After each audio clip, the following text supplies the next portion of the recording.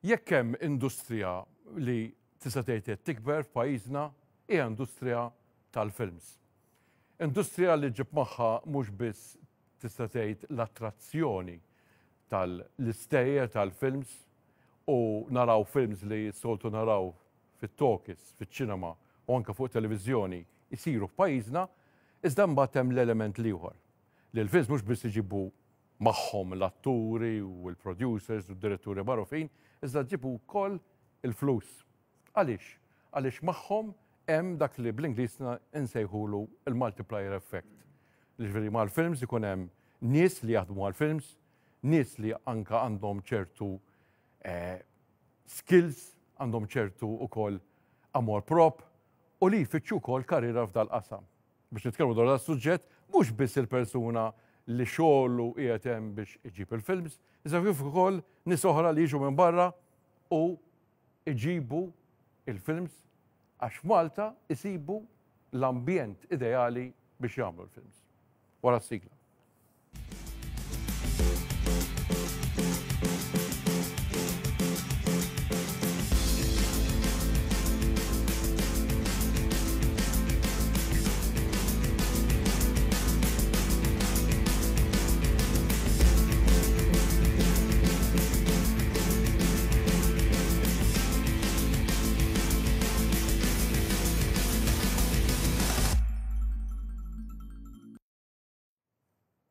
Grazzi li għażiltu li tkunu magħna fuq Extra fuq TVM, miegħi Xavier Balzan.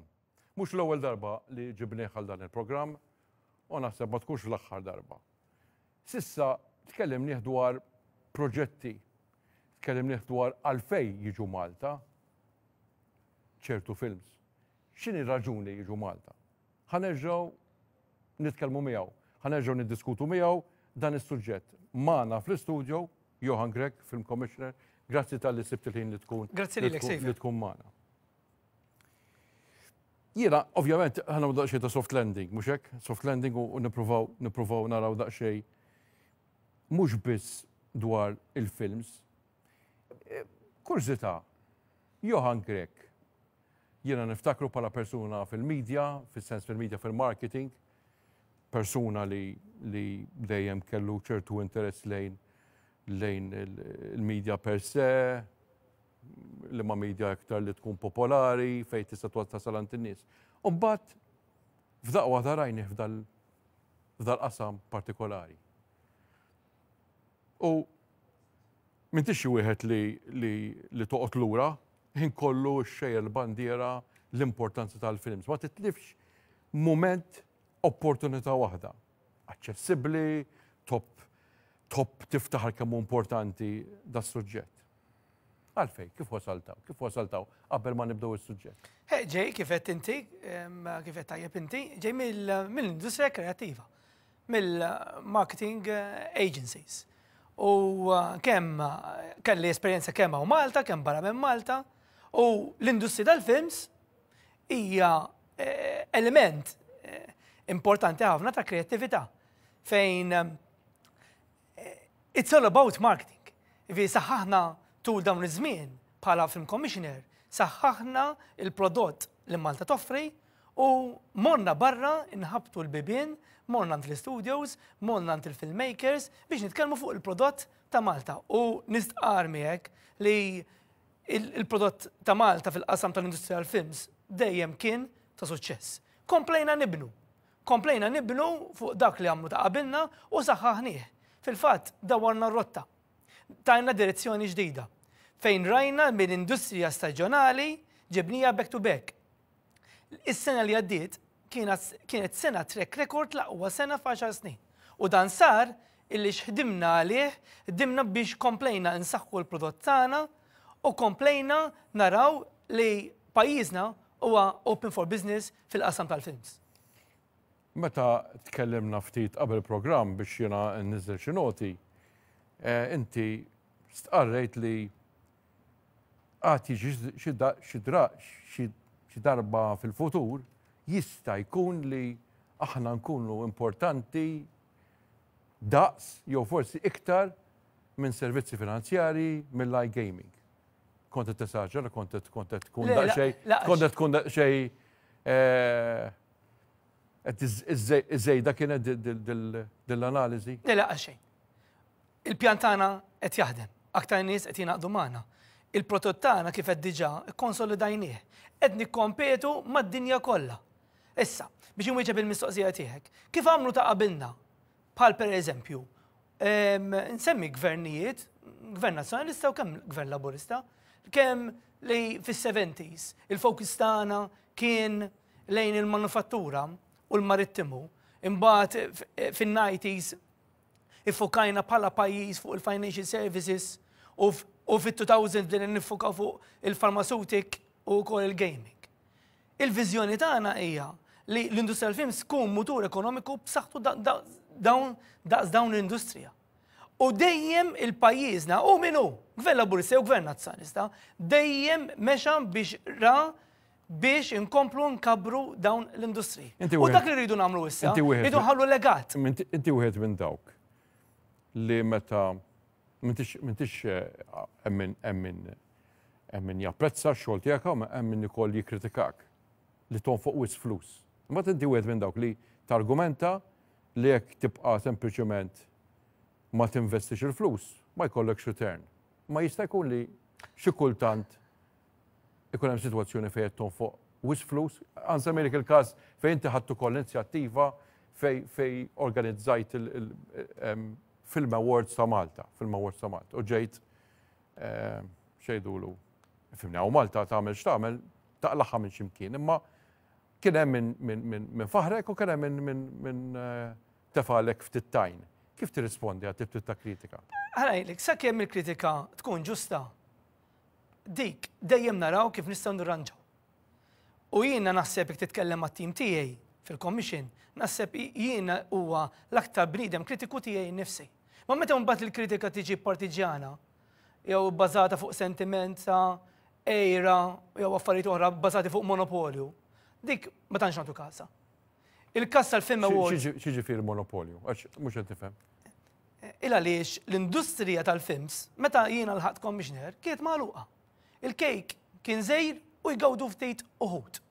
Aħna kabbarna din l-industrija u ridna li l-kejk jikber u kull min jixtieq jieħu slice minnu l-opportunità li jaħdem fl-industrija tal-films għandu jkollu. Illi xien nemmen kif huwa l-kunċett ta' pajjiżna il-mutur ekonomiku tas suq ħieles, hekk għandu jkun ukoll fl-industrija tal-films. Ma inti rajt, pereżempju, inti rajt relazzjoni bej li ittella il-films lokali, il-talent fil-film lokali, fil-produzzjoni lokali u l-films barra minn Malta, rajt dir-rabta? Ħantik, ħanwieġbek fuq l-ewwel edizzjoni tal-Film Awards. Dik kienet inizjattiva in a marketing point of view biex aħna nkomplu nollu l-image ta' pajjiżna. L-udjenza tagħna kienu it-target audience tagħna huma li nġibu aktar produzzjonijiet lejn pajjiżna. U wkoll tagħna rikonoxximent lil dawk kollha li jaħdmu fil-films. Issa biex inwieġeb għall-mistoqsija tiegħek tal-local producers. Aħna tul dawn l-aħħar 10 snin żidna aħna meta qed ngħid il-gvern qed ngħid jiena parti minn gvern. Aġenzija tal-gvern. Okay? Il-gvern f'dan l-aħħar 10 snin żied il-fondi għall-local filmmakers, għall-local producers, b'disa darbiet. Disa darbiet. Meta llum. Disa darbiet minn meta ma? Meta tqabbel minn 10 snin ilu. Ngħidlek il-picture tagħna ta' 10 snin. Imma l-mistoqsija tiegħi, mhux qed imur naħrab, mhux qed imur mantik ċans, imma l-mistoqsija tiegħi hija, inti tara rabta bejn min qed jagħmel films lokali, Maltin qed jagħmlu films lokali għat-television, films qed jagħmlu short films, Maltin li jieħda, u kif ukoll produzzjonijiet internazzjonali tara. Iva, mela, aħna one same village, one same family aħna. Imma ħankompli nwieġeb fuq fondi li jagħti l-gvern. Il-gvern illum jagħti aktar minn 2 miljuni fis-sena, aktar minn 2 miljuni fis-sena. Dan komparat ma' 10 snin ilu meta kienu 250,000 biss. Mela llum il-gvern jagħti aktar minn 2 miljuni fis-sena. Plus li meta ħabbanna l-programm ġdid ta' cash rebate issa, ukoll il-local producers qed jieħdu jiġifieri ma nistax nifhimha jiena ma nistax nifhimha kif mhux li telemenija u li tixxellugija jgħidu żewġ affarijiet differenti. Meta inti għandek il-li telemenija tgħidlek il-gvern mhux qed jagħmel biżżejjed, mhux qed jagħti biżżejjed fondi. U bad meta l-istess li telemenija tibbenefika mill-cash rebate imma tgħid mhux biżżejjed, meta jgħidulna li cash rebate huma ġenerużi. Imma qed ngħinu l-local producer, imma ħankompli nżid. Aħna ġejna unfortunately, ġejna l-aħħar pajjiżna. Il-local producers milli jittepjaw EU funds ta' Creative Europe. Hemm miljuni ta' fondi fuq il-mejda. Dawn għalfejn ma nittepjawhomx. Iġifieri, iridu nkunu, iġifieri għalhekk ngħidlek il-kritika mhux dejjem tkun ġusta. Minti qabel ma niġi wkoll biex nitkellem ukoll dwar għalfejn qed jiġu kumpaniji tal-films Malta. L-argument kien inti qed tonfoq daqshekk flus f'avveniment, meta stajt tajthom lilna. U risposta tiegħek ma jaħdmux l-affarijiet hekk. Dan inti ma tistax inti biex tgħid li isma' x'in irrid din. Jew inkella naqbad u nkisser kollox, jew inkella nibda nitfa' it-tos minn ġol playroom. Le, l-affarijiet ma jsirux hekk. Jiġifieri hemm fondi partikolari għall-marketing u l-każ tal-Film Awards kienu proġetti ieħor tal-marketing fejn aħna qed naraw li aħna l-unika pajjiż naħseb fl-Unjoni Ewropea. Jekk maħniex l-unika ftit minn dawk il-ftit li m'għandniex awards ġewwa pajjiżna. U għalfejn m'għandux ikun. Aħna kull inizjattiva dejjem għandna narawha biex l-imiġġ ta' Malta u li jkun hemm value for money for it, inġibuh. Ok, ħabwaqfek sekonda. Mela, jena nduru fuq, mela jena Amerikan, jena Ġermanis, jena Angliż, u bażikament jena rrid niġi Malta. U l-mistoqsija tiegħi hija rrid niġi Malta għax klima tajjeb, għandi nista' nsib kundizzjonijiet tajbin, għandi dak li ngħidulu il-cash rebate. Il-cash rebate. Cash rebate, bażikament qed ngħidu li fuq ċerti attivitajiet ta' operat jinnuħu flus lura.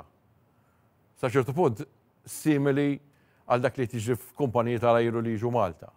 Biex nattirawhom biex jkunu kompetittivi, qed inġibuhom u tintuhom rebate. U din ħadmet biex iġib ċerti films. Spjega li daqsxejn. Matul dawn l-aħħar 5 snin. Kif inbidlet dis-sistema tal-cash rebate? Kif inbidlet? Kif inbidlet? Biex tkun aħjar, biex tkun iktar attrajenti, aċċessibbli għall-producers, għall-kumpaniji tal-film. Ejja nkunu fatwali. Il-programm ta' cash rebate li Malta toffri ġi il-bidu tiegħu kien fl-2005 taħt Gvern Nazzjonalista. U dak l-iskop kien biex nattiraw aktar produzzjonijiet lejn pajjiżna.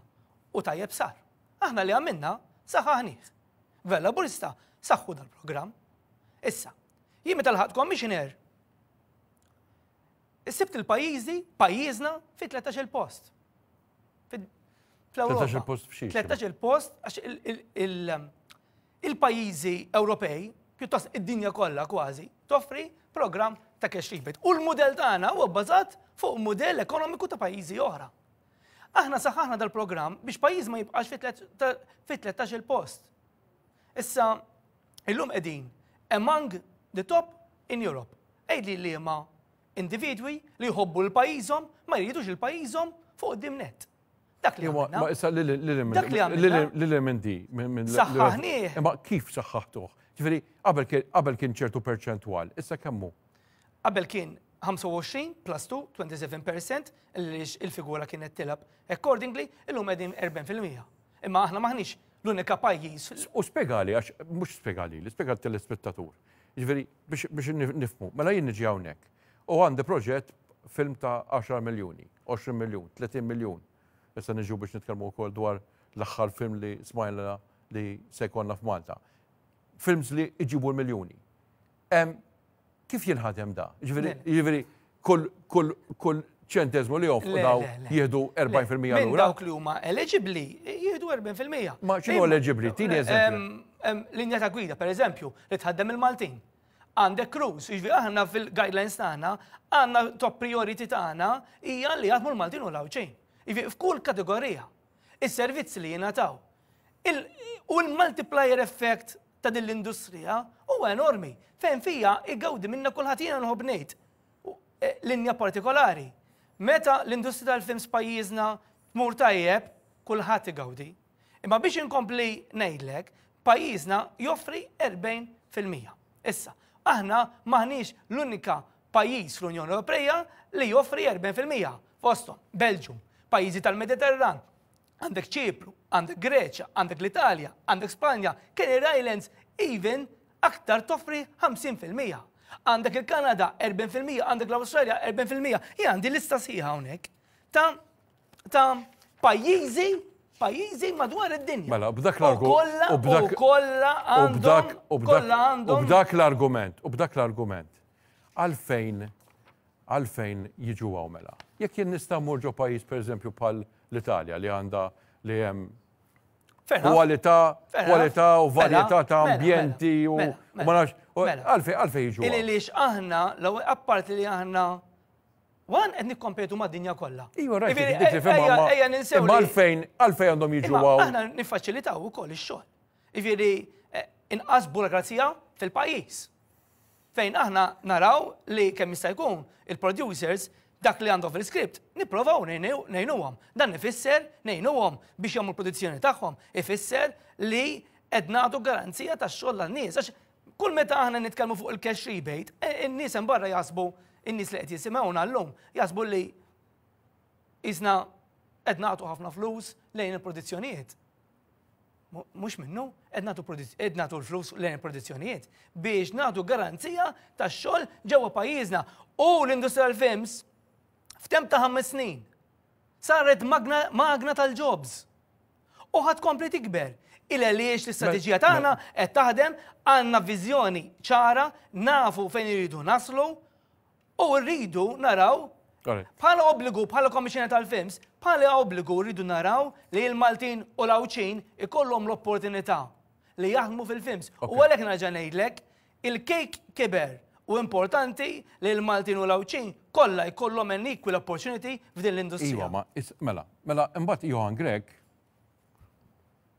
għax ovvjament hemm is-social media, narawh li jkun f'dak tip ta' avvenimenti internazzjonali. U inti tkun f'dawn l-avvenimenti fejn jkun hemm producers, l-atturi. Ovvjament ikun hemm kif jgħid il-Malti x'inhi trani li ma ħallikx kwietu jgħid ara fejn marda kemm nefaq flus. Ma ċertament meta kont hemm inti dil-passjoni li qed turi issa u għandek dil-passjoni li ħafna drabi tkun mhix waħda kwieta hekk, over the top xi kultant. Inti tipprova tajjerhom biex jiġu Malta. U ġew Malta, ġifieri kellna. U għadu biex biżejjed. U iva rajt, imma ġew Malta.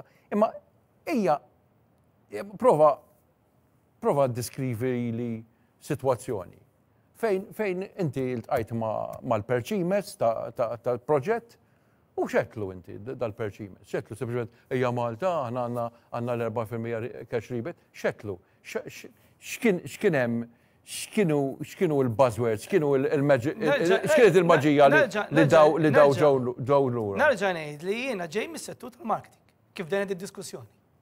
U li għamilna saħħaħna l-prodott.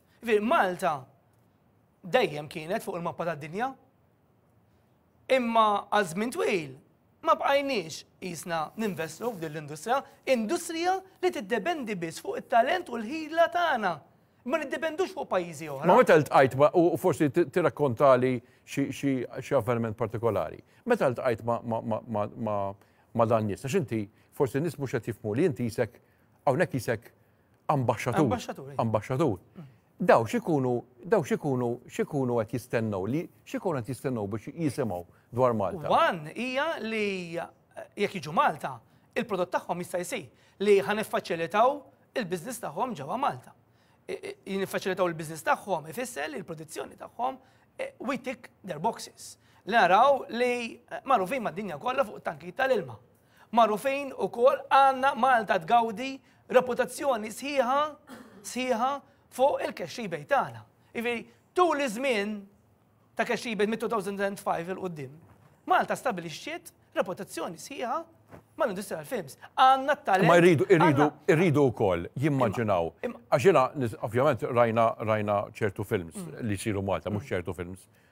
Kenna ovvjament Jurassic l-aħħar serje ta' Jurassic, il-film ta' Jurassic u d-dinosauri fil-belt, rajna wkoll films fuq Netflix u rajna daw il-nies involuti bħala gangsters f'ċerti xeni u timmaġina u tgħid il-Marija fej immaġinaw dan is-set, rajna films oħra li ħerġin ta' Napoleon, rajna serji oħrajn li saħħu Malta f'ċerti żoni u tgħid ara kif immaġinaw dal-affarijiet. Jiġifieri inti għandek għalfej tidħol f'dak id-dettall biex tikkonvinċihom li għandna dal-possibilitajiet kollha? Meta aħna mmorru niddiskutu, apparti l-prodott tal-cash rebate, apparti l-faċilitajiet tal-film studios li llum wara 40 sena il-gvern tal-ġurnata qed jerġa' jinvesti bil-kbir, okay? Feħan ibnu is-sound stages ġewwa pajjiżna, aħna mbagħad nitkellmu fuq il-crew base. U għalhekk aħna minna sejħa riċentament biex inkomplu inkabru il-bażi tagħna tal-crews tagħna, illi dan kollox jiddependi kemm inġibu films fil-pajjiż. Jiġifieri inti għandek il-locations, għandek il-tankijiet, għandek il-cash rebate, għandek il-crew tagħna, għandek il-lingwa li nitkellmu bl-Ingliż, għandek il-klima. U l-pajjiż huwa safe.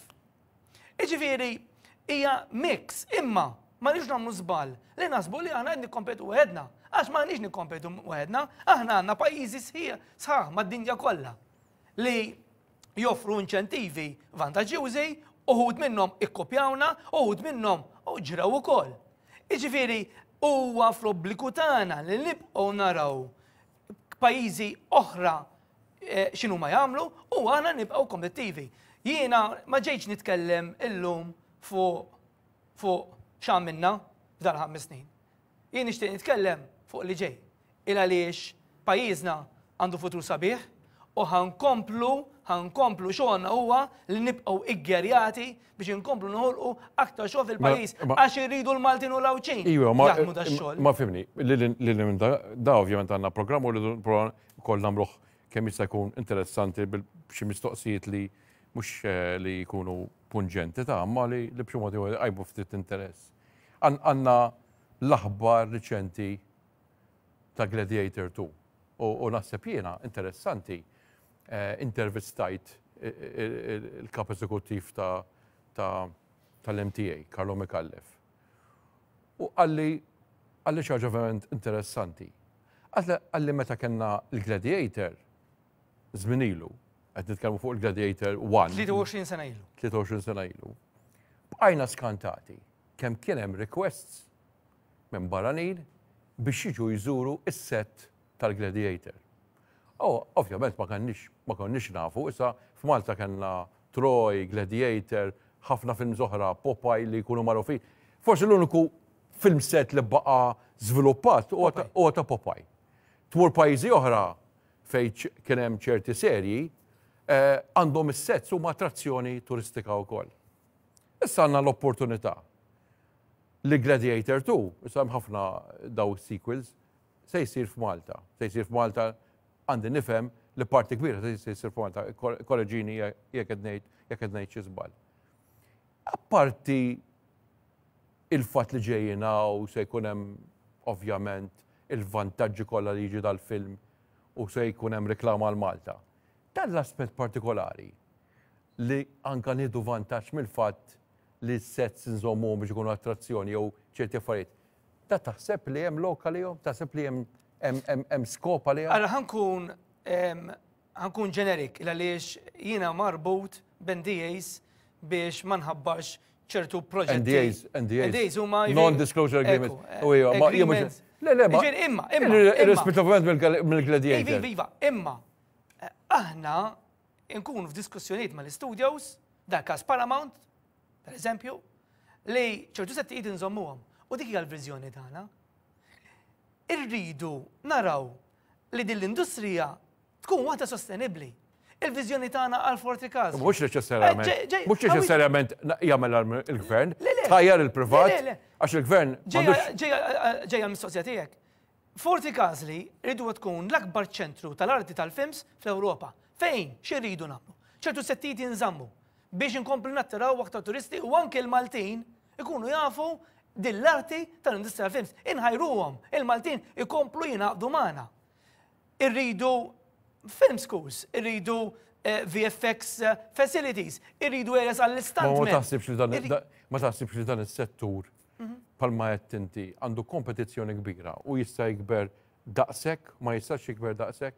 Għax aħna għandna ċertu limitazzjonijiet, ġifieri mhux qed ngħid li ma jistax jikber iktar, imma ċertament ma jistax aħna m'għandniex il-muntanji, x-xmajjar, id-deżerti. Imma li konna se jkollna sound stages, dak l-affarijiet jistgħu jsiru. U għalhekk il-gvern qed jinvesti fl-ewwel sound stages f'pajjiżna biex jagħti l-appetite. Biex jagħti l-appetite il-privat jinvesti f'aktar sound stages. Għaliex nemmen jekk ikun hawn 6 sound stages hawn Malta, pajjiżna ikompli joħloq ix-xogħol. Jaqaf sekonda, għax inti qed timmaġna kulħadd qed jifhmek. Mela meta nitkellmu dwar sound stages, jiena nifhem li dawn huma bażikament postijiet fil-magħluq fejn tista' tagħmel bħalma għandna dal-istudio. Dal-istudio għandna ċerti effetti li qatt ma kellna qabel, mhux qed nużhom jien għax dan huwa programm ta' diskussjoni, imma realistikament jekk irrid tista' jgħaddu d-dinosawri warajja. Imma ma nagħmilx li għax jiena diskussjoni qed nagħmel, mhux xejtulu effetti ta' films. Ir-realtà hija daw sound stages jagħtu il-possibilità li jkun hemm ċerti effetti li da. U da il-mistoqsija tiegħi ilha nisimgħu dwarha, wasalna jew ma wasalniex? Bħalissa wasalna fil-proċess amministrattiv ħan ikkonkluduh dal-waqt biex inkunu lesti li noħorġu it-tender għal dawn is-sound stages. Sena ilu kellimtek u konna nitkellmu sound stages. Idumu ftit, qed mawx burokrazija. Huwa proċess, huwa il-bini huwa ħafna tekniku, jiġifieri il-proċess huwa ħafna tekniku. Kemm ġej dal-proġett? Imma għadna nistennew Ma kemm hemm pezzo poħ il-specifications Ma tal-proġett. 5 miljun? Le, huwa il-master plan tal-film studios laħaq il-fuq minn 4 miljun. Ġifieri se jkun proġett kbir. Huwa proġett li ħajsir. Għax ilu jina nitkellmu fuq is-sound stages 60 sena, ftit qabel l-indipendenza. Imma li xinu importanti, għax din hija importanti. Għax meta nitkellmu f'ħafna miljuni, il-telespettatur li qed jismana, jgħidilna ma what does this mean? Il-dar miljuni kollha. Fejn ħajmorru? Permezz tas-sound stages ħanoħolqu il-fuq minn 1000 job. U dak li interessana ħana, u għalhekk nerġa' ngħidlek. Inti ċert li jekk isiru sound stages se nġibu iktar xogħol. U dan ix-xogħol se jiġi tradott f'impjiegi f'dan settur. Ħanejlek minn fejn tlaqna 5 snin ilu, crew il-Maltin iħabtuli l-bib u jgħidu li jiena wardrobe designer, jiena costume designer, jiena naħdem fil-konstruzzjoni tas settijiet, jien bla ġob, sa tagħmilli. Ġimma wara l-ħadd. Illum dan in-nies li ġew ħabtu li l-bib, qegħdin jaħdmu. Anzi, llum qed ħabbad il-bibin tan-niesiena minn industriji oħrajn biex ikomplu jiġu magħna. Għalhekk jiena nerġa' ngħidlek, il-futur ta' dan il-pajjiż huwa wieħed sabiħ f'din l-industrija u ħajkompli jikber u se naslu daqs industriji oħra li kienu ta' suċċess f'pajjiżna.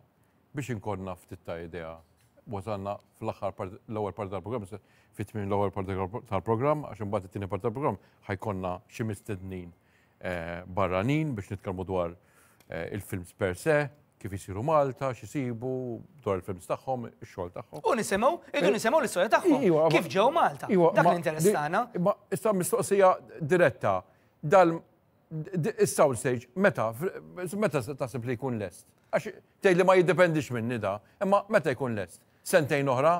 3 snin oħra? Jiena kommess li dan is-sound stage narah isir fi żmien qasir. Ifisser? Żmien qasir? Ifisser dan ma ħinx Isek qed tgħid li m'għandix xahar. Le. Jiġifieri aħna qed nikkalkulaw li within 2 years, within 2 years, jekk l-affarijiet jimxu kif inhu ppjanat, għax ġelli ssib intoppi. L-affarijiet ma jkunux dejjem. U jiena kemm inni commissioner dejjem it-triq dejjem għat-tela kienet. Imma għalhekk qed nirnexxu. Illi ġanna id-determinazzjoni għandna l-ħila biex dak li nwedu inkomplu nwettquh. L-aħħar żewġ mistoqsijiet li huma mistoqsijiet marbuta ma' numri. Kemm tikkalkula, mod oġġettiv, mhux mod soġġettiv, kemm tikkalkula hemm nies li qed jaħdmu lokalment f'din l-ekonomija u kemm qed indawru flus kull sena fil-films. Mela, l-aħħar sena, jien nieħdu eżempju tal-aħħar sena. L-aħħar sena kienet sena rekord. L-aqwa sena f'10 snin in terms tal-employment. Kenna 900 Malti jaħdem fil-industrija tal-films. Kien hemm madwar 1000 barrani jaħdem fil-films. Dan xi fisser? Ifisser li hemm post għal aktar Maltin. U kemm dawwarna flus? Kellna kampanja biex wieħed jażel ġob fil-films, irċivejna il-fuq minn 4000 telefonata, kellna il-fuq minn 2500 applikazzjoni. U dak jimlik ċertu tkun gburi, kuraġġ, imma wkoll jabbik ċertu responsabilità. Għaliex din l-esperazzjoni ta' dan nies tiddependi fuq ix-xogħol, fuq il-ħidma li nagħmlu aħna kuljum. L-aħħar sena kellna 24 produzzjoni, budget ta' 85 miljuni intafqu fl-ekonomija ta' pajjiżna. Johann, nieħdu break qasir. Min tista' taħrab, u ndaħlu mistednin oħra, nkomplu niddiskutu. Ikonna nbidlu il-lingwa għall-ilsin Ingliż, minħabba ovvjament iċ-ċirkustanzi ta' min għandna fl-istudio. Fakkarkom li taraw Extra fuq TVM fl-istudio Johann Grech, Commissioner, Film Commissioner. Ibqgħu magħna, d-diskussjoni tkompla wara l-break.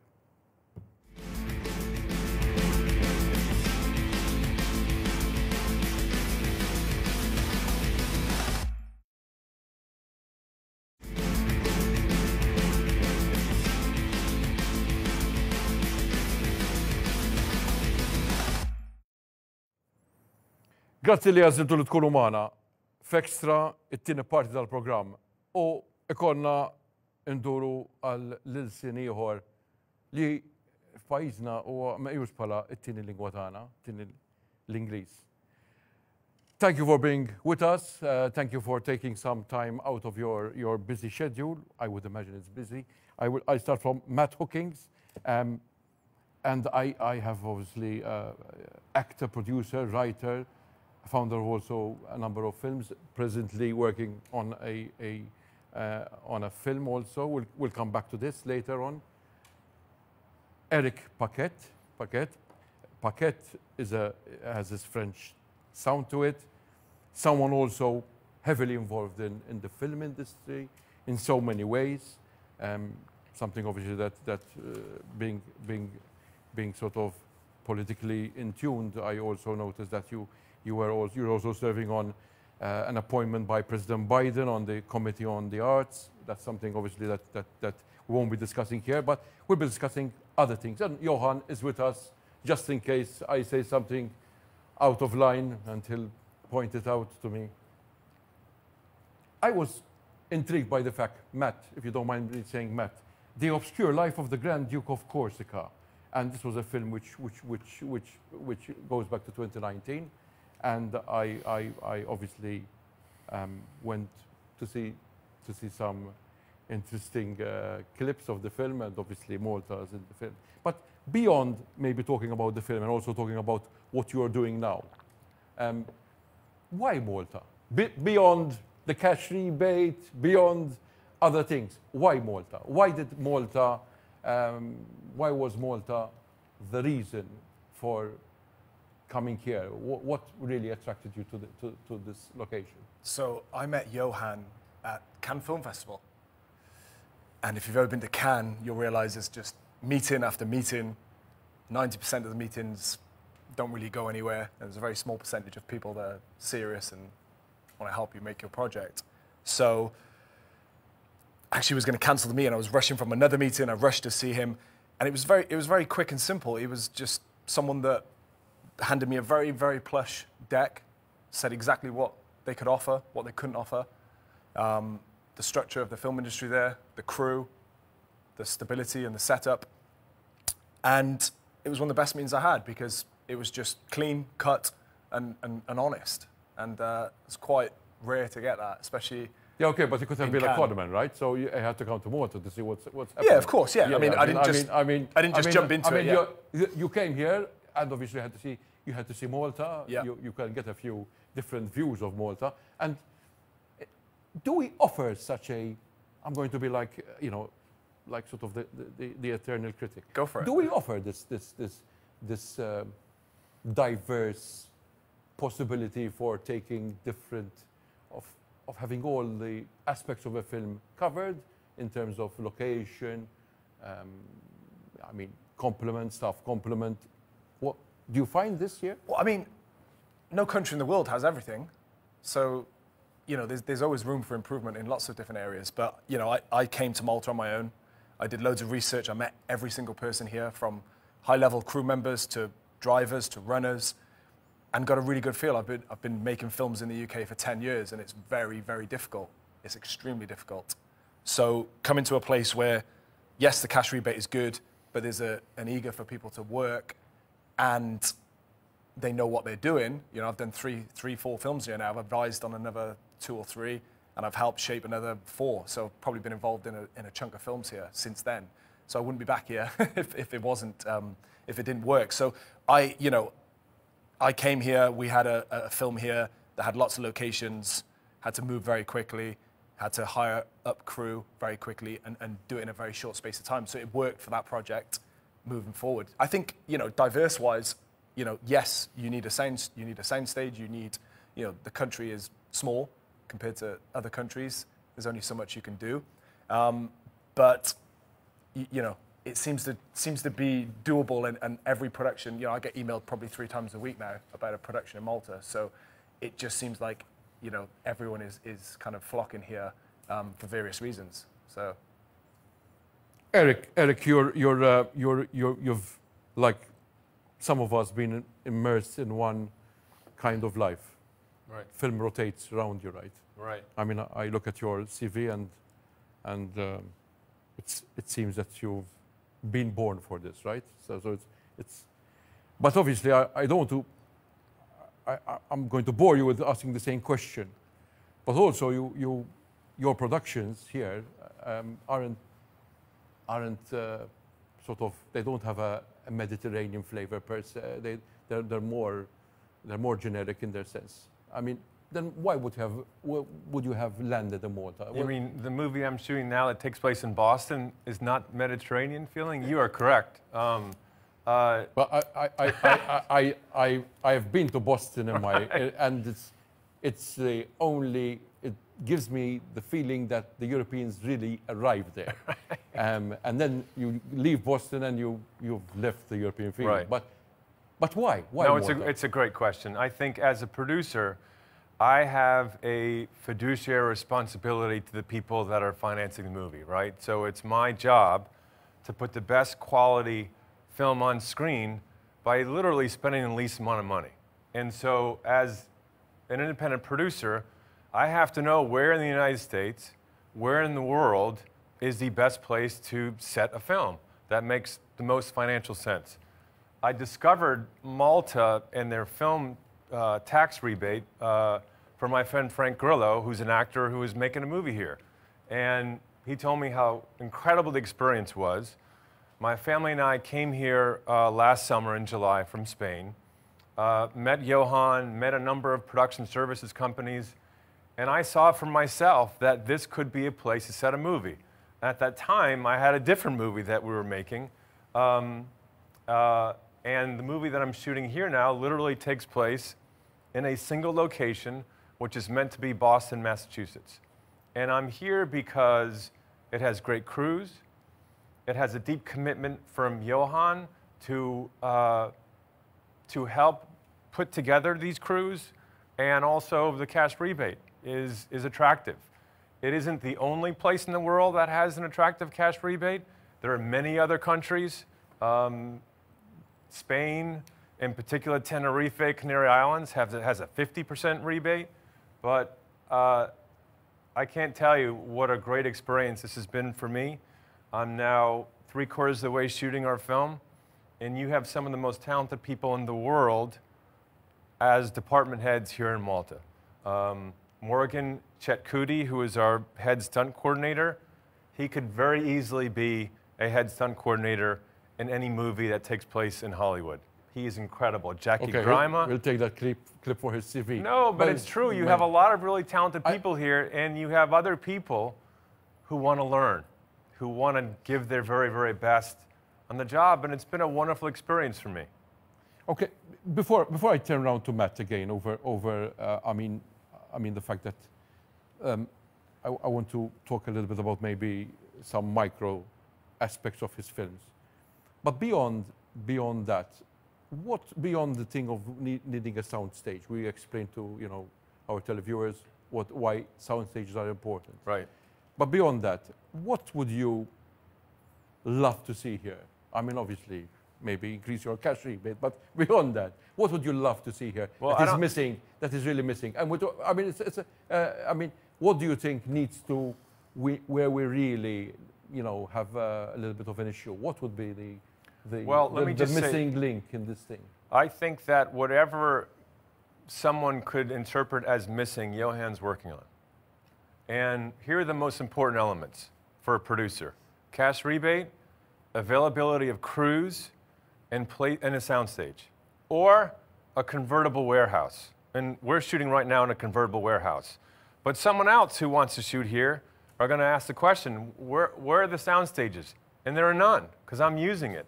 So there needs to be more places to shoot interiors, particularly if you're going to attract movies that don't need your water tank, that aren't Napoleon, that aren't Gladiator, right? Where you are going to have a lot of incoming. And there's a lot of this at the moment, right? There's this movement towards sort of series and also productions which are more intense, not the. Well, also single location films can literally take place in any place in the world that can be shot in Malta, right? And that's where you really are going to see giant job growth, because you have to understand that a film tax credit, as 35 states in the United States have realized, there are direct results, and that is jobs on the movie, and there are indirect results that are jobs that are tangentially related to a film production. There's food, there's hotels, there's catering, there's renting out of equipment. So it has a massive ripple effect through a local economy, which is why more and more states, at least in the United States, are increasing their tax rebate, and more countries around the world are doing the same. So what Johann is doing is in line with what the world is doing. Okay, it's great when he doesn't have a chance to talk, and so there you go, Matt. I'd like to. I'm listening. You're listening. No, you're listening. He's smiling in and awe. nodding. He's smiling and nodding. As Morgan's face. But the whole point, Matt, is that I'm also very curious. You're not only a producer. You write. A producer's creative, but a writer, especially if you write for films, you must really. I mean, sometimes it boggles one's mind how creative you have to be, and also intuitive. You have to know how a character would act and react. Yeah. Well, let's all go there. Have you changed your perspective since you've been here? It's a silly question. Have you changed your perspective when you come here with a production, and then you're here and you say, I want to change it because there's something which I can use here, or you don't do that? I mean, yeah, films change every day, their perspective. But in terms of a creative, my last project took me 10 years to write, and it took, just worked hard and just stuck with it. But it always changed, and it was supposed to be set in England in 1800s, and I arrived in Malta thinking, how am I going to make England 1800s look like Malta? Okay, well, you need a church, you need to convert here. We've shot exactly probably in the same warehouse that Eric is using to build sets. And you find a way to make it work. But yeah, definitely having that creative head allows me to kind of, solve things a little bit quickly, or look at something and go, well, that could work. Okay, that's not 1800s church, but it's 1830, or it's close to it. So it was very, it's hard. It's not easy just to turn up somewhere and build something from there. But I'm here now. I'm writing another project, and it's focused and solely set in between Malta and another country. So yeah, it has changed a little bit. And on a completely different level, in terms of you don't only work, there's also an element of living. I was going to say work and play, but that's not what I was trying to say. I was to say you also live. In terms of the livability quotient, how livable is it here? How possible is it to live with your friends, with your family, whatever? How does that work out here? I mean, last year I was here the most. I'm here more than I am at home. I was in 21 countries last year, and I was still here the most. I have a very different life here because I stay at the top of the island in a very nice, quiet area with in an apartment. My family come over and see me. I'm moving around lots of different places. I've done the whole hotels, and I've stayed probably everywhere in Malta. But now it's just nice and quiet to be at the top of the island and where I can sort of knuckle down and focus. And if I'm writing, it's good. I can jump out. It's only 20 minutes to come into town, so it's pretty easy for me.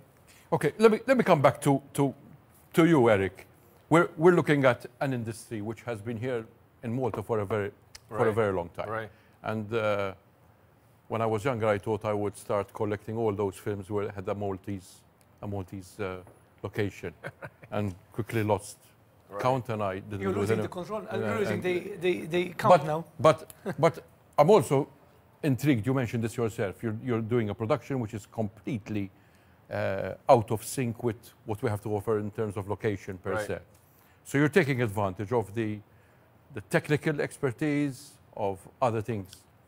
But if you had to finish this project and you had to look at another project and you wanted to take advantage of what is around you in terms of location, in terms of, I don't know, ambience, what would you take advantage of?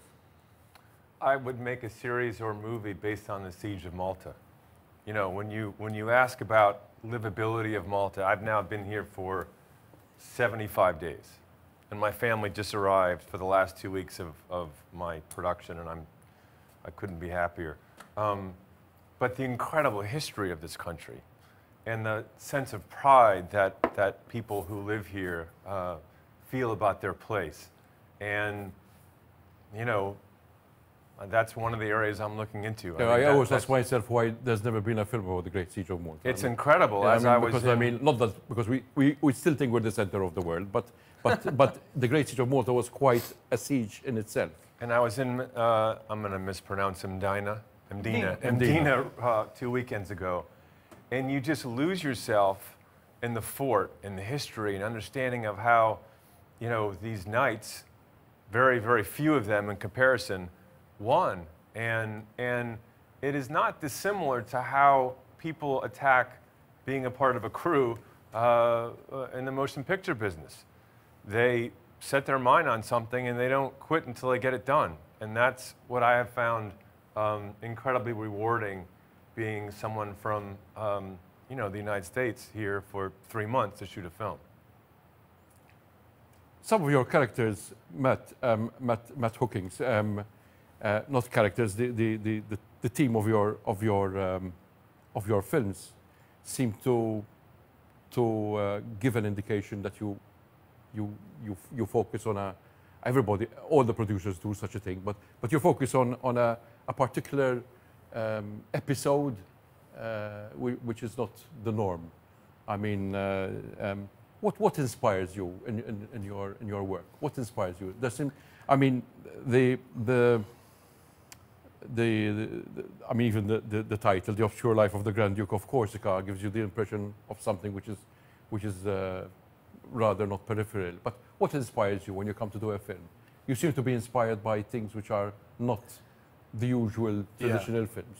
I mean, personally, I'm inspired by true stories and anything that has a really gripping, dramatic characterization story. But the films in Malta I've made, The Obscure Life of the Grand Duke of Corsica, was, you know, bonkers and art house, and actually probably if I didn't make it here, would have never got made anywhere else, because those kind of films just don't get made anymore. You know, it's about a billionaire that lives on his own and at the end of his life, and then this big pandemic comes, which is ironic because COVID happened shortly after. Because this was 2019. Yes, in fact. yeah. Second film I made was a straight-up horror film set in Los Angeles, made in Malta. You know, that was just made during COVID, which was another experience, and it sold very well. And the third film was prize fighter, boxing film with Russell Crowe. So they're all very different, and my next film is very different. I think I don't know if Eric feels the same. It's always nice to do something different. I think, you know, I've just done a boxing film, and the last thing I want to do now is another boxing film. So I'm drawn to good scripts, great characters, true stories. And if you're kind of lucky enough to get all that together, then you should have a good project.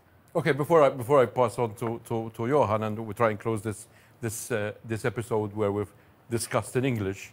I'm going to come to you. I'm going to come to you. But I mean, and I can get away with it because we are. He's we have very dying. strict He's rules dying. We're very strict rules about not talking in English in our Maltese programs, which is the right thing. We have a language which we're very proud of. You've learned that we are very proud people. The people, many people can't understand also that you can. Well, younger people probably do so, that you can have a career in films, But there's also an aspect which is not only linked to the technical side. I'm talking about the technical expertise, but the creative side, in terms of writing stories, in terms of the aspects which are really creative. Right. That we can be at par. We have a small pool of people, a small gene pool. How can we build on this in your experience? I'm asking this because you're also an advisor on a committee in the States. How can we identify young Maltese who can be good writers, who can be good at cinematography and whatever? Look, I'm blessed to be married to a screenwriter, so I think that it's important to shepherd the next generation of screenwriters by having screenplay competitions. And I've said this to you, Johann, if you're giving us a tax rebate to shoot a movie here, one of the stipulations is we have to be a judge of a screenplay competition, right? Because I've also done a few town halls with Johann, and they can be lively, not dissimilar to the first half hour of your show in Maltese. But what is important is that for creative people in your country, not to ask for permission. You just do it. Yeah. Just go for it. And I think that there's a mentality of anyone who has succeeded in this business, whether it's an actor, filmmaker, screenwriter, or producers, and that is they don't quit. Because you cannot quit. Am I understanding you right? You are saying, more or less, that people expect to be producers, to be model-coddled, to be taken, to be cushioned. I mean, they should take the risk. I've experienced this because I've seen. You know, am I understanding you right? They should take risks, not wait for the proverbial manna to fall from heaven, right? Look, you weren't handed this job, and probably your first on-air job wasn't handed to you. You had to do, you know, menial tasks until someone said, okay, you should be on the air. And you never quit. And that's the same thing. Look, if you can have a job where your vocation is your avocation, rest assured it is not easy to get to because everyone is going to want those jobs. You can't quit. Yeah. Period. So the last word goes to Johann. It's sort of obviously that. And very briefly, because I have to close with a short Maltese paragraph, at least for this part of the program. How many Eric Paquettes and Matt Hookings can we attract without only attracting them because of cash rebate? That's my question. Yeah, but I just wanted to add up with Eric's last statement. And it's not about quitting, it's about winning. And we are giving stability to the film industry. The film industry here in Malta is working. And we are reaching out to a lot of people from different sectors of society. And they are joining us. They are joining us because there is the appetite and there is the stability that we are giving. The film industry is leading in the right direction. And our future, we are very optimistic about our future, and we are reaching out to other studios, to other filmmakers, to yourself too, that you did the first film, now we want the second film, and Malta is open for business. And this is all about jobs. My priority as film commissioner was to lobby my government, to invest more in the film industry because I believe, and we have a clear vision, a clear plan which is working, that the film industry is growing further to create more jobs and stability in our country. I would add, besides jobs, also quality jobs and quality productions, because I think it's in our interest. We are. It's in our interest to say that we have quality productions. We are. Not obscure. No. Obscure B films. We are investing more in education, and this is the first time as Film Commission, in our history as Film Commission, that we are investing heavily in education and training because more jobs will go for better pay too.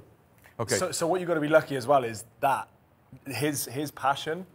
I've been to so many different countries. I've met with film commissioners. I've been turned down so many times in the UK. To have that, someone that wants to drive it in that sense, that's why this country should be lucky, because he's just driving everything forward, and you don't realise the ripple. Yeah, we're here making films, but like Eric said, the ripple of it is some Maltese guys getting paid now to build something for a set that wouldn't have had the job. And this is the industry that it needs. We don't have a reverse gear, forward, not back.